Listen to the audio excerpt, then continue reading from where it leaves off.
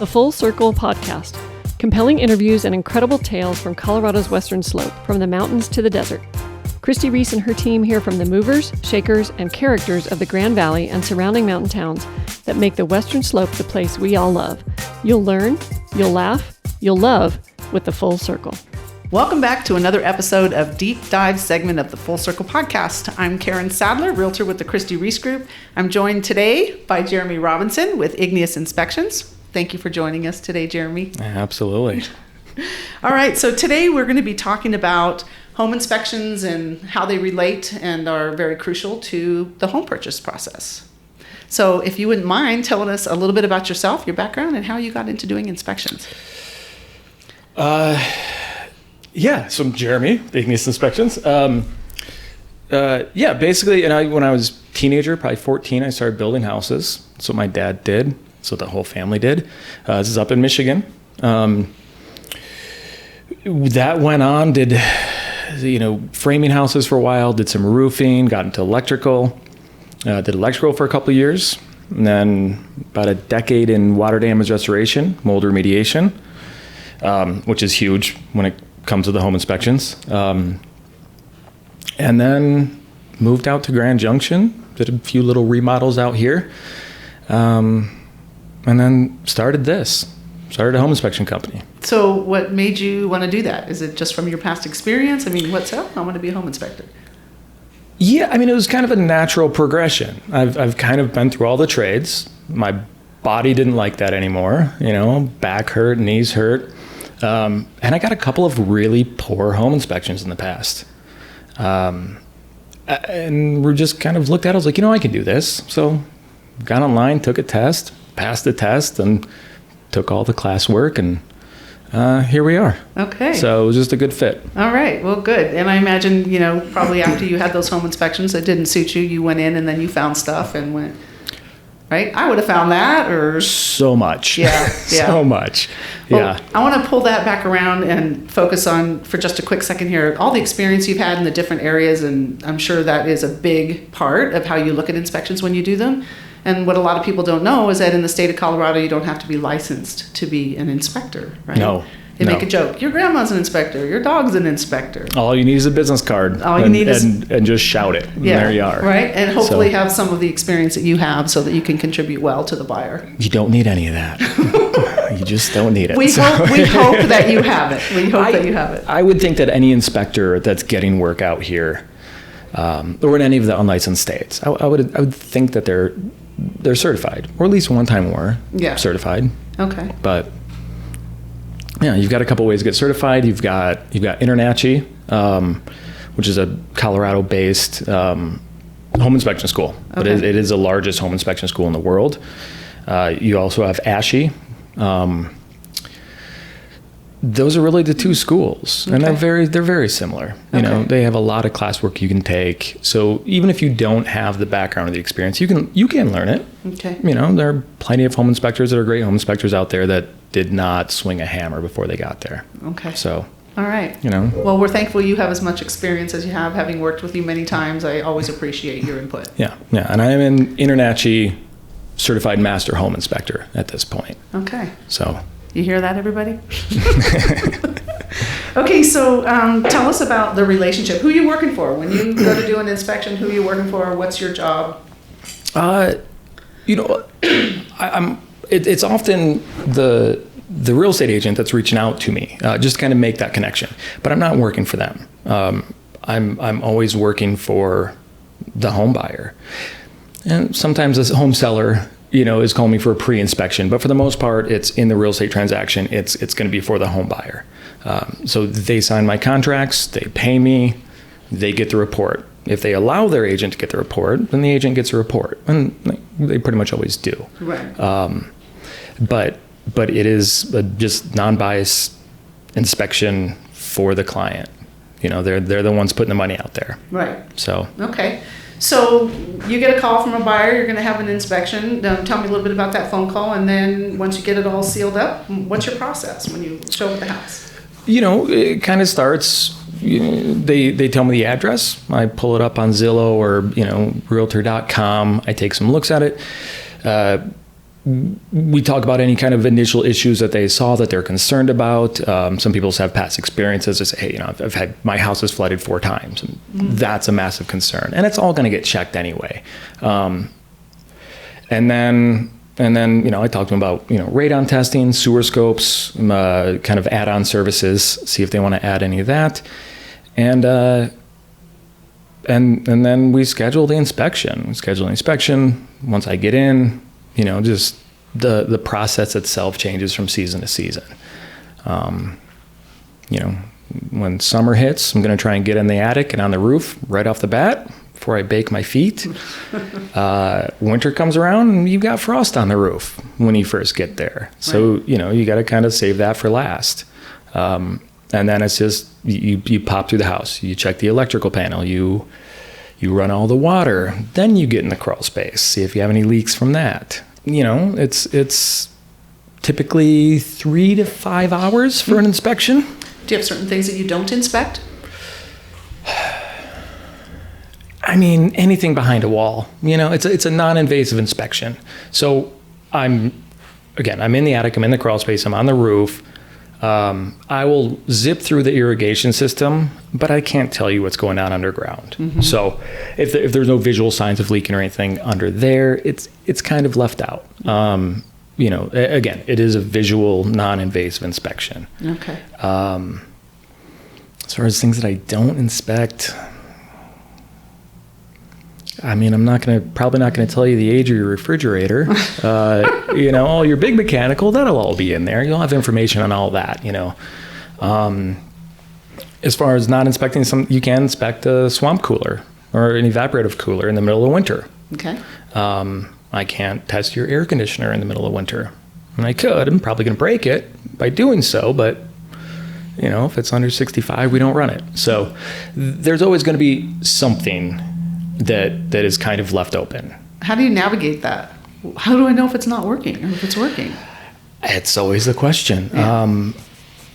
Sometimes you can't tell. You can do a visual inspection and you can look at an air conditioning unit, an outside condenser unit in the middle of the winter and say, like, it looks good. When I check it on the furnace side, looks good. But, at that point, I can't guarantee functionality. Right. Which, it's just a seasonal thing. And from that point of things, as a realtor on the other side, when you say things like that, hey, we're in this point, we can't look at that, we can't look at this, then I usually go to the other agent, the listing agent, and say, do you have any records of care for the cooler or this or that or the other? What can you provide us to show that it's going to be in working order when spring fires up? Right. And maintenance records are huge. A lot of people don't service this equipment. I always put recommendations in my report, just general service maintenance recommendations in there. If you've never had a contractor look at your furnace and it's 15 years old, it might be nearing the end of its life. It needs some maintenance. Everything does. Everything in the house. So, quick question. I mean, I've been in some houses where, the boiler is 65 years old and it's running like a champ. So, I mean... That's a good boiler. Yep. Is that just regular maintenance? They're keeping it up, or they don't make them like they used to, or it's definitely they don't make them like they used to when you get into stuff like that. Thinner cast iron and stuff.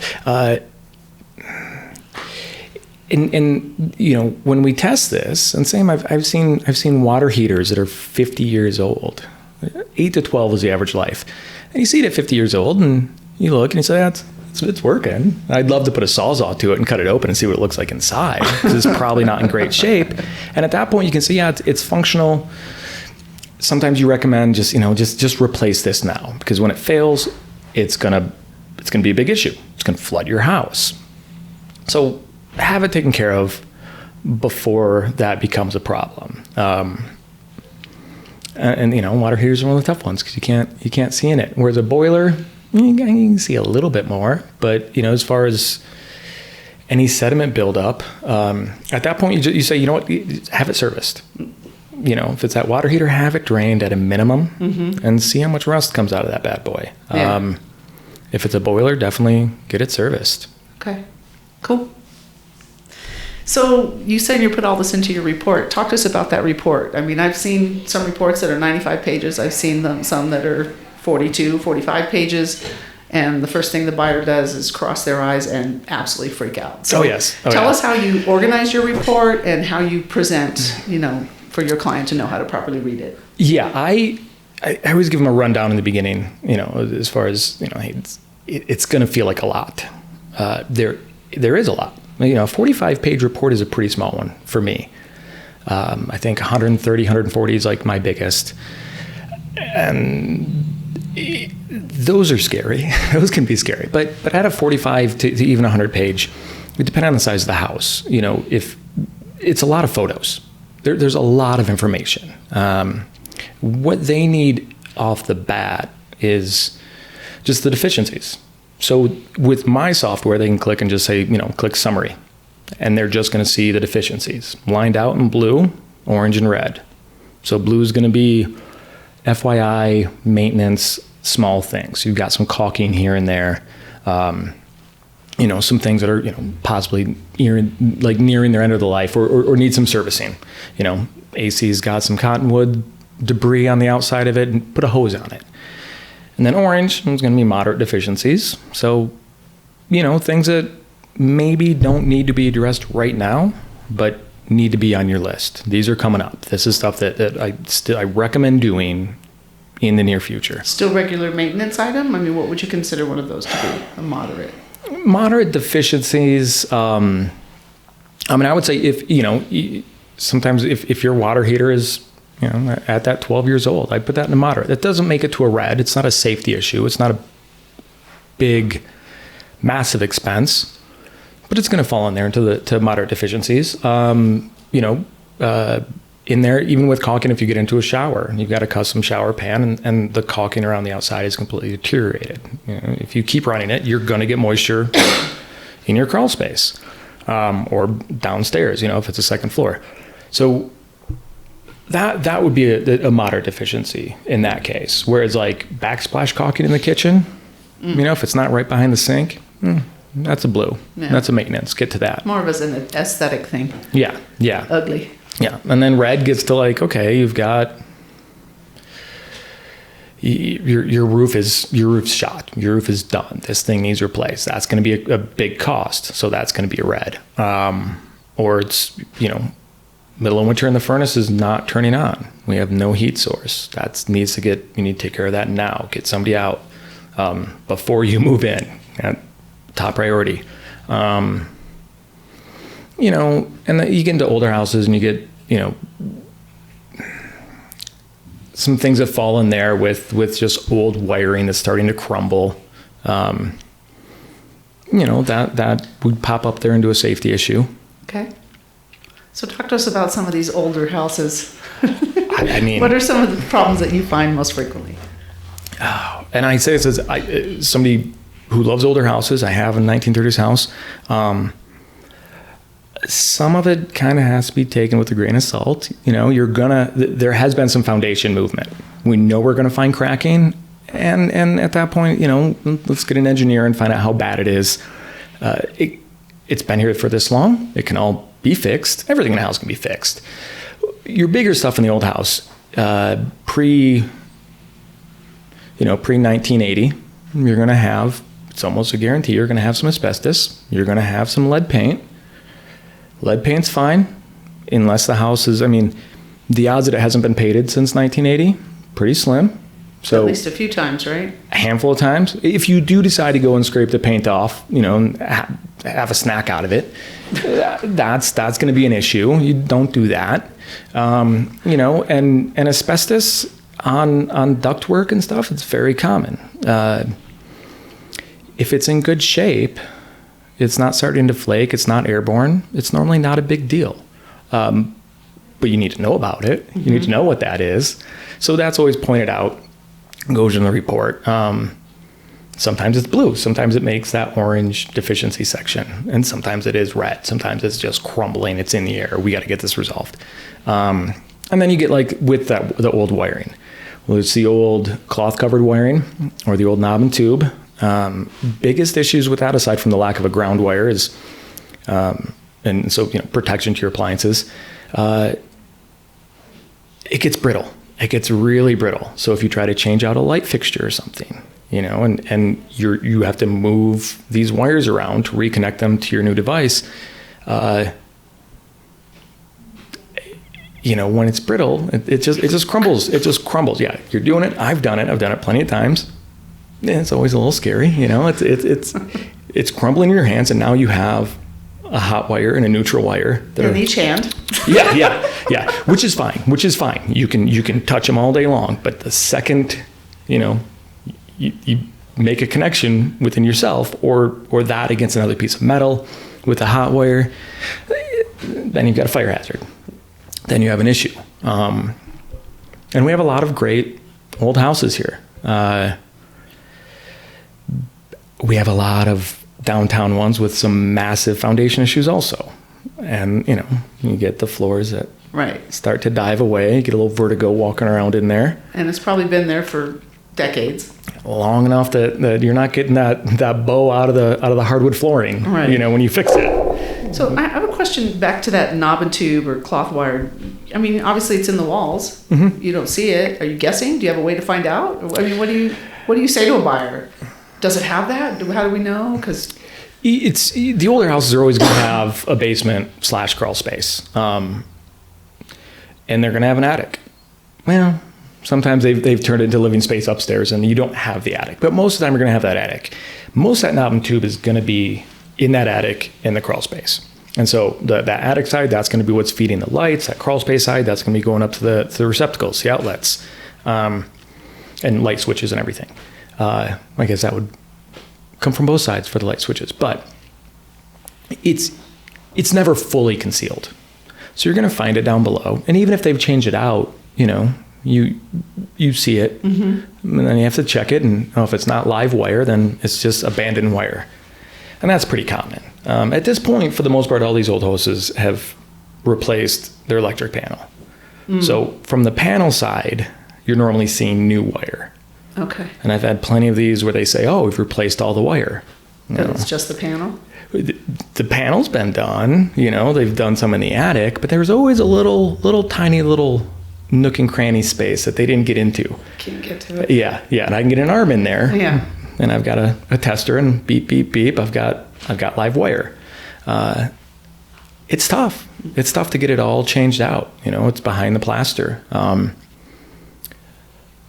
But we see it done. How do you present that? I mean, being on the other side of it, I've got somebody said, well, he says this part's been replaced, but he doesn't know anything about this. And what if this is behind there? Is this, my house going to burn down? I mean, there's all kinds of panic things that go through. Yeah. Well, that's where it gets tough. So yeah. I kind of explain it like I just did, to them. I always like to have a follow-up call, or ideally a walkthrough with my clients and the agent after the inspection. So some of these things you just have to take the time and talk through, and sometimes I can pull outlet covers off and see it is in the wall. I can see it at the receptacle or at a light fixture. And at that point, it just becomes what they're comfortable with, or what they're willing to spend if they want to change that out. Mm-hmm. A lot of the old houses will put a whole house surge protector just at the panel, and that's going to help. But as far as the brittle wire and stuff, without replacing it, it's never a guarantee. I was going to ask you actually about that surge protector. You walk in and you'll see one room that just has the 2-prong. And then you go into the other ones, and I'm talking an old house, and there'll be 3-prong all over, and they don't see any of these little resets for GFCIs. But then sometimes you say, oh no, it's connected over here, that feeds this. I mean, talk to us about that a little bit, because we do get a lot of pushback on those. Yeah, that's a tough one. I mean, technically, so I have a tester. I'm going to pop in there. It's going to show me if I have a ground. Technically, you shouldn't have a 3-prong, which is tough because that's what everything we have that we need to plug in as a 3-prong. Mm-hmm. It's like, great, you can't plug in a surge protector without breaking off the tab, which you shouldn't do. So you've got, it's kind of a false sense of security. You think that it's being protected because they switched it, but it's not. And I've come across people that do a bootleg ground where they connect to the ground, a little pigtail from the ground wire to the neutral. And then it tells my device that it's grounded. we don't typically trust that. What does that mean for a buyer? You're sitting there saying, see if it's grounded. I mean, some people don't have any idea what that means. What are we looking for there when you're saying you're looking for grounding? So the ground wire in there is really what's just, I mean, the panels, if they updated the panel, they're going to ground the panel. So they're going to put, whether it's an oofer or a ground bar, they're going to hammer a ground bar in, run a bare copper cable to that, and that's going to protect the panel. But as far as the outlets themselves, it's the ground is mostly protecting your appliances, or any device that's being plugged into there. So sending too much power to one area and basically blowing it up? Is that kind of just like, I mean, the grounding is say you get struck, a house gets hit by lightning or something, that ground wire is drawing that power to the ground, basically. So it's going to take that and push it down. So it's not just, going through the house. It's like, how to phrase this? It's we've been doing grounding for a very long time. But again, these old houses, they haven't burnt down or anything. Right. I would always recommend, if you have the ability, or you have the money to rerun the wire with that 3 or 4 wires. That third wire in like a 12-2, it's got hot, neutral, those are the 2, and then the third wire is going to be your grounding wire. And that goes all the way back to the panel, which is grounded. And then it just grounds all your devices. If you don't do that, you can switch to GFCIs, so the ground fault circuit interrupter breakers. Breakers or receptacles. And then one receptacle can protect, I can't remember the number off the top of my head, the downstream receptacles from that. And that does give you that added protection without it actually being grounded. You're using the device to kind of take that load. Okay, and how does that function, that GFCI? I mean, why do you recommend that they have those? Well, I mean, the original, when we first started doing the GFCIs, it was within 3 feet of a water source. So kitchen, bathroom, laundry room, exterior, garage. And that's the kind of the little push button that you have. Mm-hmm. So without, in your bathroom, if you go back to the old movies, when you take the toaster and you toss it in a tub with somebody, we've all seen that. We haven't done it. We've seen it. Never done it. But if there's a GFCI there protecting that toaster, that outlet, then you might get you're going to get a zap, sure. But it's not this continuous, shock. So it's just basically when that feels, when you set off the GFCI, it just trips right there, and it kills the power to it. Right. Okay. And then, a lot of newer houses were doing GFCI breakers, GFCI and AFCI breakers for everything. This reminds me of when I was young, we were out dune buggying in the desert, and I remember turning the water off at the sink and going to open the refrigerator to get a soda.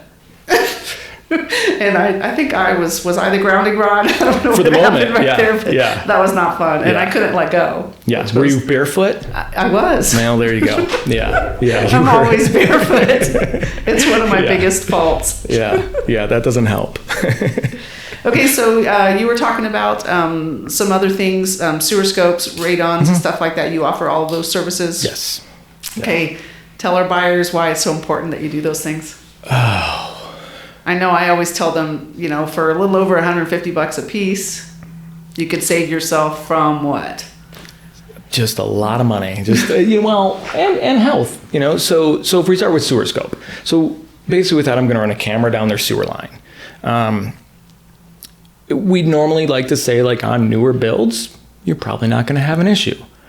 But I've had brand new builds that we've had to replace sewer lines because, they have a 35-foot belly, poor backfill, breaks. Sometimes you get just a nice big meaty rock under there and then you compact over it. Rock breaks through the pipe. Okay. Roots are going to follow it. So, after they build it, after they bury that puppy, they don't look at it. Mm-mm. So nobody else is going to, and that's a case, every now and then I'd say it's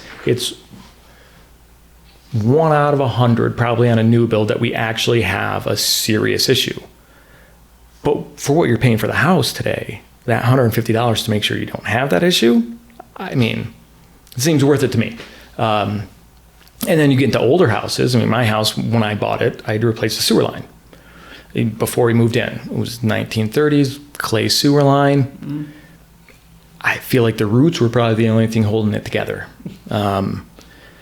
And then, you know, with that, again, for $150, I'm like, well, okay, so it cost me like $8,000-9,000, which we asked the sellers to pay for. Right. That's kind of the advantage to that. And yeah, it's just, if nothing else, it's peace of mind. You know, kind of just like everything else that I'm checking in the house. You know, you want to know that it's all functioning. Right. So that would be the sewer scope part. Again, it's $150. You get a neat little video. Mm-hmm. Fun video. Yeah. And you're right. It's very common that it's a brand new house. Why do I need to do an inspection? I get a year warranty with the builder and I get to walk through with them. Yeah. And so perfect example is, you know, some things get overlooked. Well, or they just, so many of these things get installed and they get covered. Mm-hmm. You know, whether it's electrical in the drywall, you know, you put insulation in there and then you put drywall over it. It's gone. It's hidden. Right. And I come in with the thermal camera. I'm like, oh, your insulation fell, or you just don't have it here. Yeah. I'm getting sidetracked. So, yeah. Radon is that other one. And you know, about 50% of the homes in Colorado have an elevated radon level, and radon's just a gas. It's odorless. You can't see it. You can't smell it.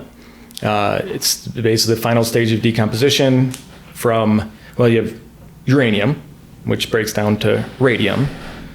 And right before it becomes lead, you have your final stage of decomposition, and that's going to be radon 222. And radon is the number 2 cause of lung cancer in the country. So, but it's easy to get rid of. You know, so I put in a little device, run it for 48 hours, you know, with a 4-hour delay so it can acclimate to the house. If the windows are open, it's a 12-hour delay. And it's just it's gonna basically tell me what the radon level is. What we want to be is below 4 picocuries per liter. That's the level where the EPA says, you know, above that, your chance of long-term health issues is going to be way up there. And again, that issue is lung cancer. But for 1,500 to 25, I think is the average for a mitigation system. Mm-hmm.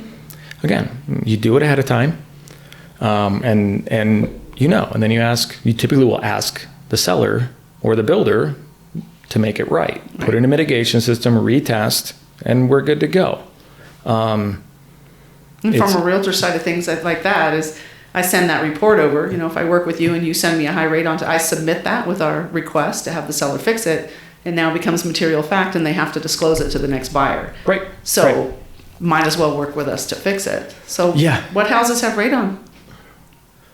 Half of them. Well, everybody thinks, oh no, it's just the old ones. But, you know. Everybody thinks it's a house with a basement. Mm-hmm. Like, well, I don't have a basement. I'm on a slab. It doesn't matter. Yeah. You still have earth under you. Mm-hmm. So the basement doesn't actually make it any worse. It could literally be a golf ball sized piece of radium at that level of decomposition, 100 feet underneath the house or underneath your neighbor's house. And it's just coming up just like that, and it gets into yours. And we've had neighborhoods that I've done just test after test after test, inspected so many houses where they're all good. I'm like, okay, we're sitting at right around 2 on every house. And just had this recently on Fruta. And then we had a 30. And I think I was working mine? with you. Yes. On yes. 49er. Yes. So of course you're going to have high radon on 49er. Yeah. But I inspected and did a radon test at the neighbor's house like a year ago. A year before that. This was probably last year. And we didn't believe it. I mean, not that we didn't believe it, but I was like, well, you never know. Could be the device. Mm-hmm. Took that one out, put 2 brand new radon devices. Not brand new. I mean, they're all calibrated yearly. And then every 10th test, you do a side-by-side. So basically, I did a side-by-side in there.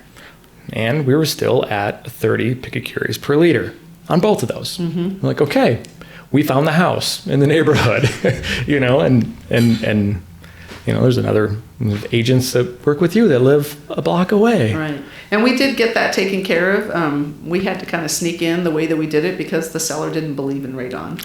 Gotta love it. Yeah. Yep. You know, it's like, you do know about the 49ers and all this stuff, right? I mean, look back at history. But he didn't believe it, so we had to ask for it in another way and use that money for that. So it all worked out. But we were thankful for doing that test with you and learning that, because it did save my folks a lot of money.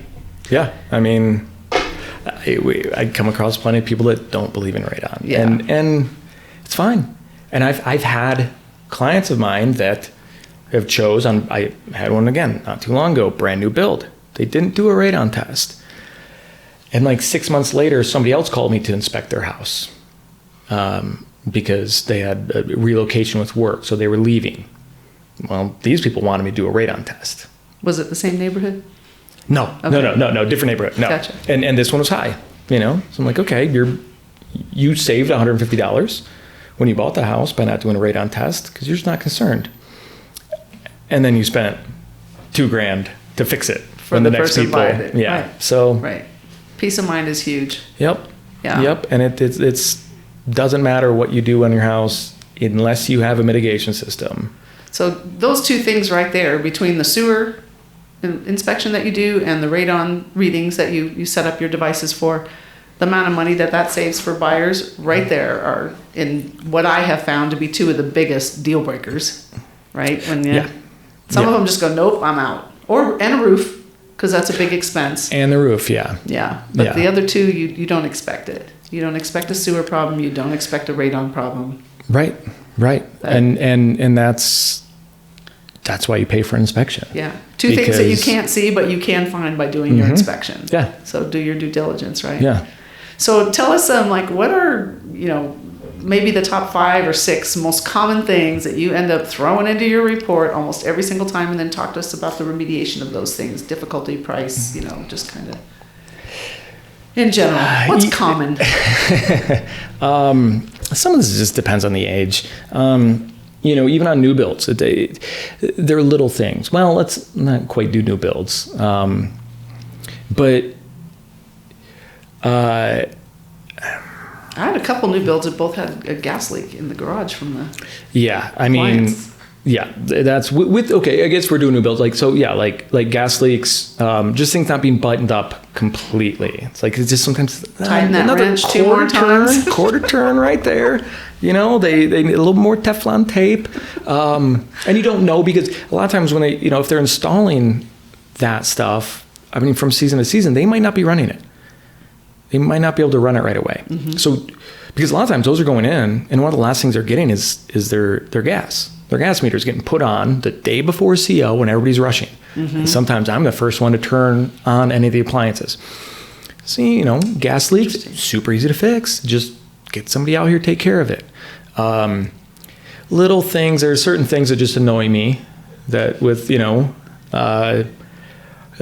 every oven comes with an anti-tip bracket. It seems like a dumb thing. It's not. I don't think I have one. Of course you don't. Nobody does, because nobody installs them. It comes with it. It comes every oven also. If you open your oven, for those of you at home, open up your oven tonight, and you'll see a little diagram. And it's going to show a little picture of a baby crawling into an oven, and the oven's tipping. May or may not have a little pot of boiling water up there. That's it's not always there. But it's 2 screws.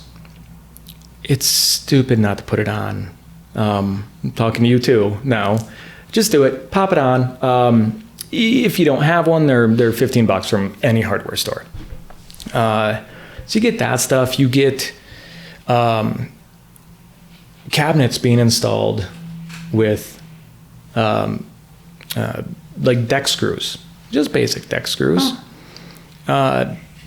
Even though every manufacturer warranty for the cabinet says it needs to be a cabinet screw, which would be like a panhead screw. So you've got the screw and then it's a flat back, so it can't pull in. Instead of a tapered screw, like a deck screw. If you get the box of deck screws, it'll tell you on the back. You can use it for cabinets. you can't. You can't. It'll hold it up. You can use a drywall screw. You can use a nail if you want, but is it going to hold it as well? And there have been a lot of lawsuits in the last handful of years towards builders and inspectors when they don't mention that. It's a simple thing. It's get the screw made for your trade. And it's because people are, especially you got a little kid, they got the cookies hiding up there, they grab the door, they pull themselves up, everything comes off. Yeah, you can blame the kid. Mm-hmm.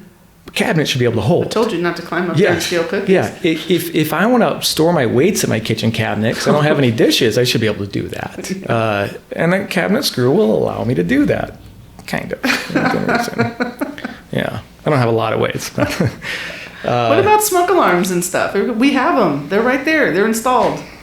It's plugged in near the floor. It's that yellow disc. That's dark yellow like mustard up there. Love the yellow ones. They're made out of a plastic designed to do that. So they do get ugly over time because people won't change them.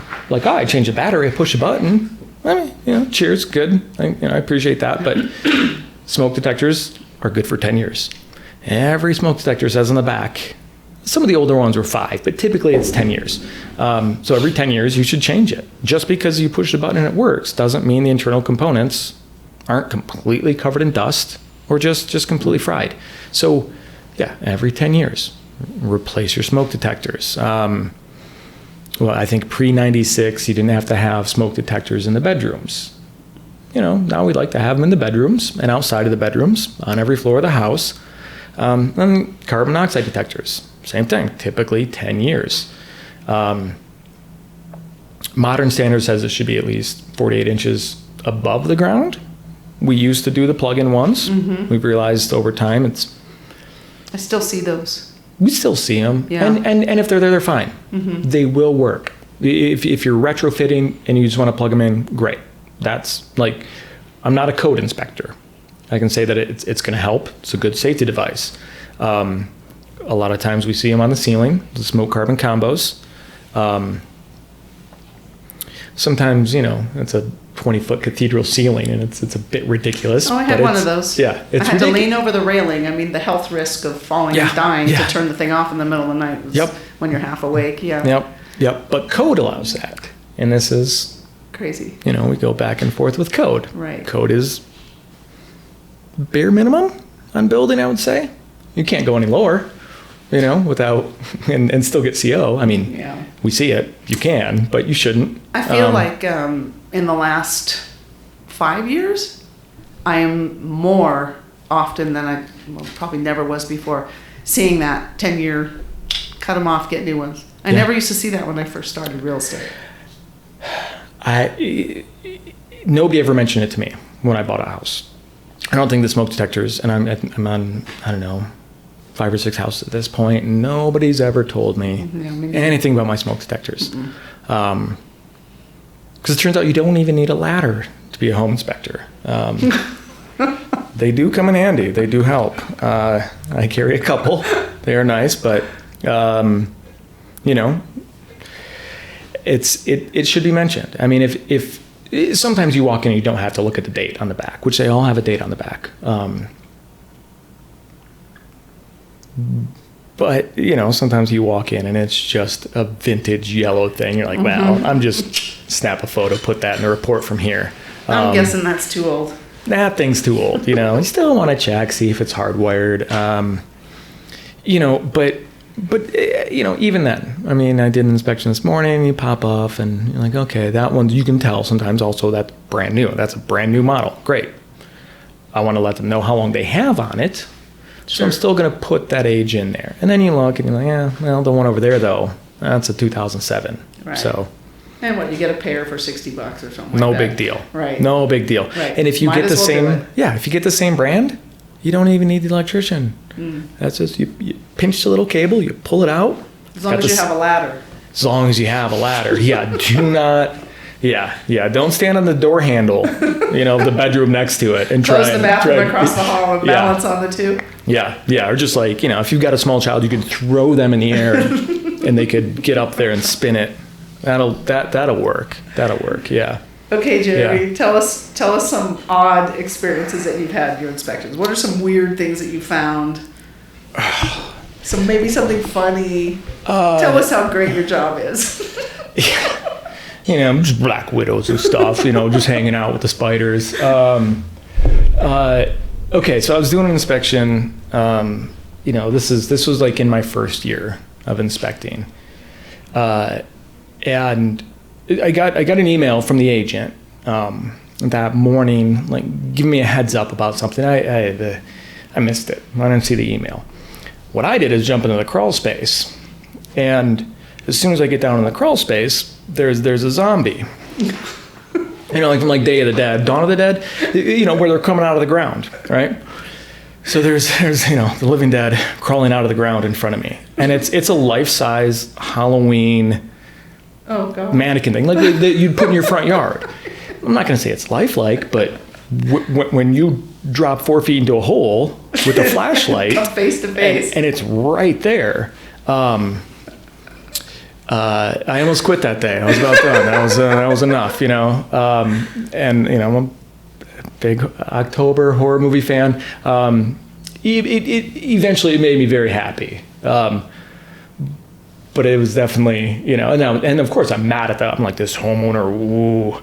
And then I see the email where he's giving me a heads up about it because his inspector found it a few years before. Oh, and they left it there. He's like, came with the house. I mean, I want to put one in my basement now, Yeah, it was great. So, that was one of the funnier ones. There's the sad ones. I feel like I'm a magnet for old cats, dead cats. Dead cats? Just crawl space galore. Oh, really? Just way too many. Common?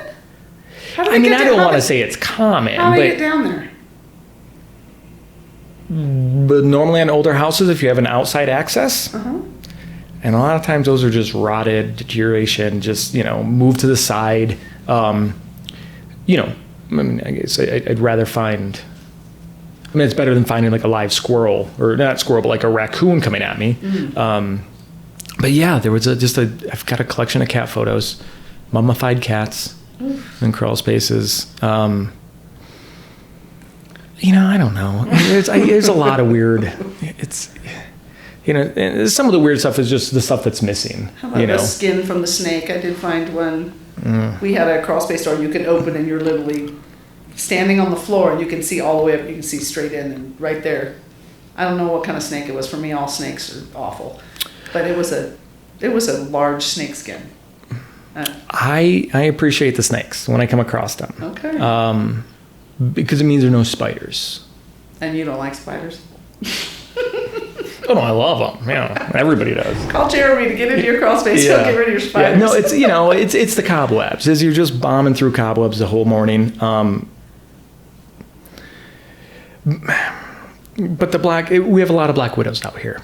You rarely see them in your house. They like crawl spaces. We deal with them a lot. Yeah, having if you have a snake, they're gonna nibble on spiders. Yeah. So it makes for a clean crawl space. And I've caught a few snakes out here. If I see one in a crawl space, I try to get it out for them. Never seen a rattlesnake or anything. These are like garter snakes. But it's not too often. Not as often as dead cats, actually, which is strange. And that's probably your least favorite part of inspection, right? Going into the crawl space?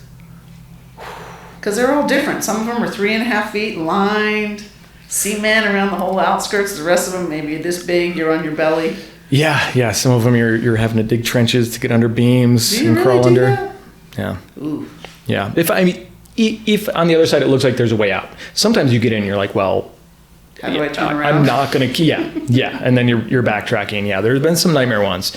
Every now and then you come across a crawl space that you're looking at, and you've got to like mentally prepare for that. Mm-hmm. You got to get in the zone.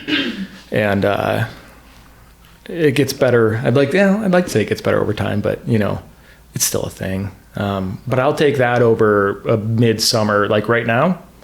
Some attics, you get in and you're about 140, 150 degrees. Hurts to breathe. Mm-hmm. I'll take a dirty crawl space over that. You're showing the value of an inspector right now, because I don't want to go in either of those places. Yeah. I mean, nobody does. Right. And sometimes you can tell nobody's been down here for a long, long time. Right. You know, it's normally me and whoever we get out for the pest inspection. You know, we've got kind of some solidarity there. It's like brethren of crawl spaces. I don't know. It's it's not a space that most people are gonna go. So let's say you have somebody who's moving to the Grand Valley, buying their first house ever, just moving here. What would be something that you would tell them to watch out for, to look for, to do, other than to call you for an inspection?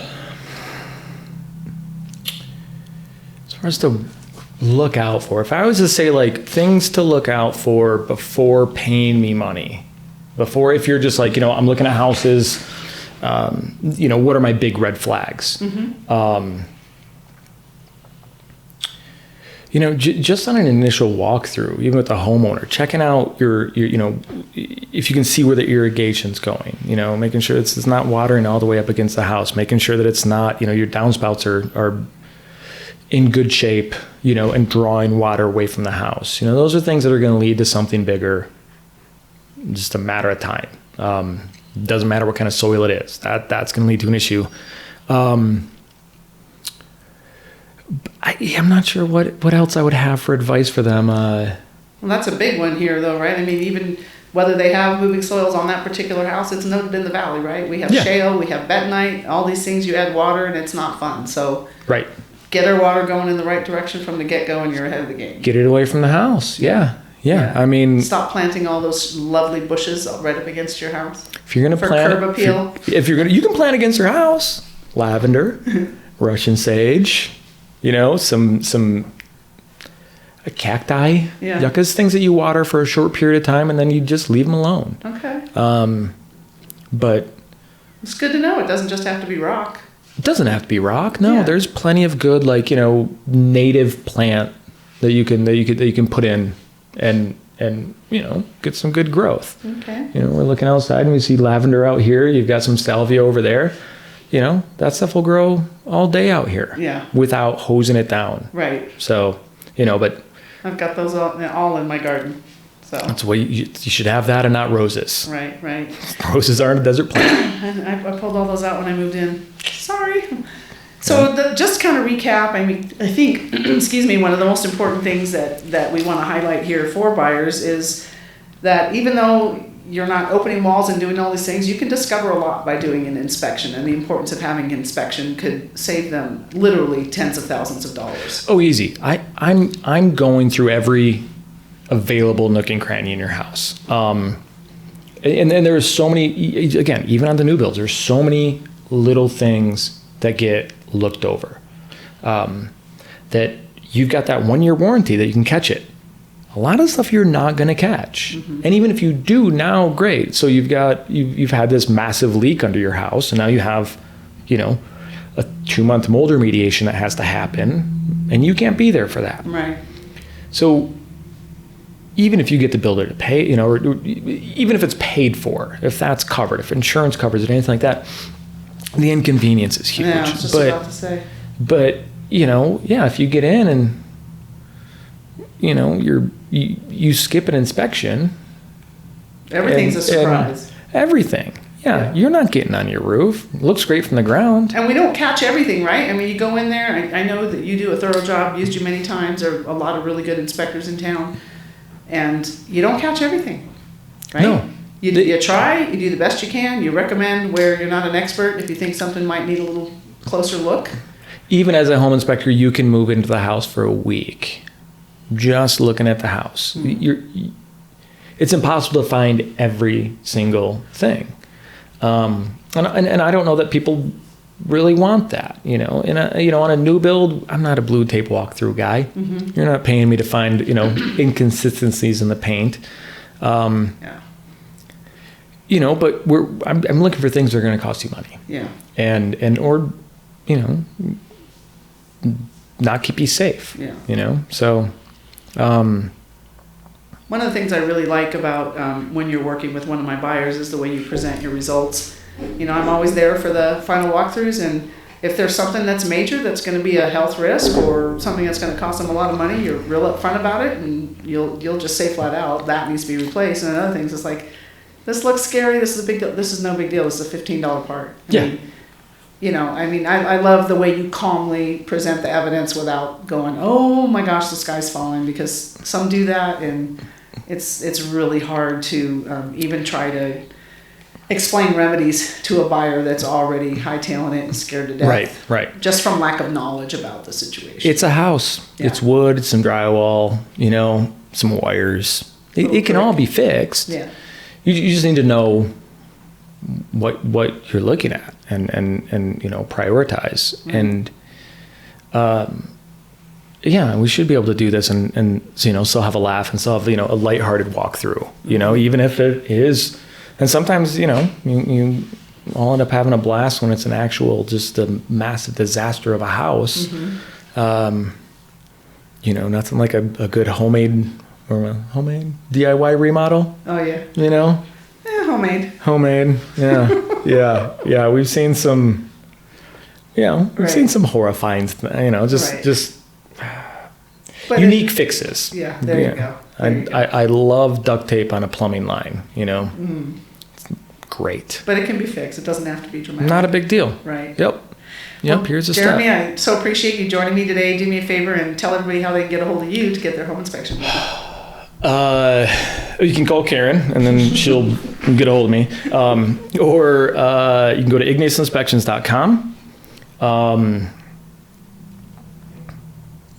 Google Igneous Inspections. That'll bring you there.